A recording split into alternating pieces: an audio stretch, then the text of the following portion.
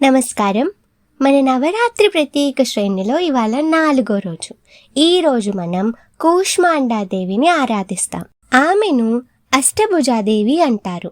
ఎందుకంటే ఆమెకు 8 చేతులు ఉన్నాయి. కమలము సృష్టి శుద్ధతకు చిహ్నము, కమండలము తపస్సు పవిత్రతకు, ధనస్సు లక్ష్యానికి చిహ్నం, బాణము శక్తికి, కుంభము జీవనాధారం ఆరోగ్యం సమృద్ధికి, చక్రం కాలచక్రాన్ని సూచిస్తుంది, గద బలం సంహారంని సూచిస్తుంది.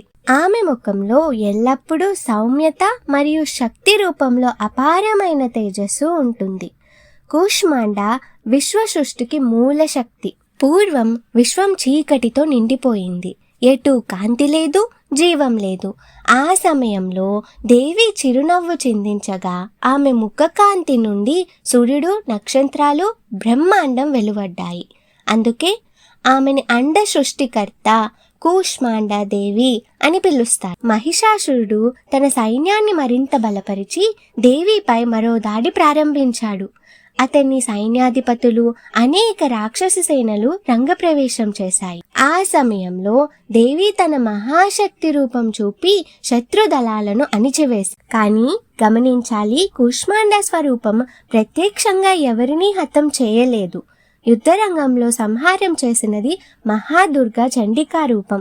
కూష్మాండ స్వరూపం విశ్వానికి శక్తి కాంతి ప్రసాదించి దుర్గాదేవిని బలపరిచింది. కూష్మాండాదేవి అనాహత చక్రానికి ఆదిష్టాన దేవి. స్థానం హృదయ ప్రాంతం, రంగు ఆకుపచ్చ, తత్వం వాయుతత్వం, సంకేతం ప్రేమ కరుణ క్షమ శాంతి. అనాహత చక్రం సమతుల్యంగా ఉంటే హృదయంలో శాంతి ప్రేమ పెరుగుతుంది, క్షమించే శక్తి వస్తుంది, సంబంధాలు సమతుల్యం అవుతాయి. అనాహత చక్రాన్ని జాగృతం చేసే పద్ధతులు: ఛాతి మధ్యలో ఆకుపచ్చ కమలాన్ని ఊహిస్తూ ధ్యానం చేయడం, ఓం యం అనే మంత్రాన్ని జపించడం, ప్రాణాయామం లోతైన శ్వాస తీసుకోవడం ద్వారా హృదయ శక్తి సంతుల్యం అవుతుంది. సేవ, ఇతరులకు ప్రేమ సహాయం చేయడం. ఈ రోజు పచ్చరంగు దుస్తులు ధరించడం శుభప్రదం.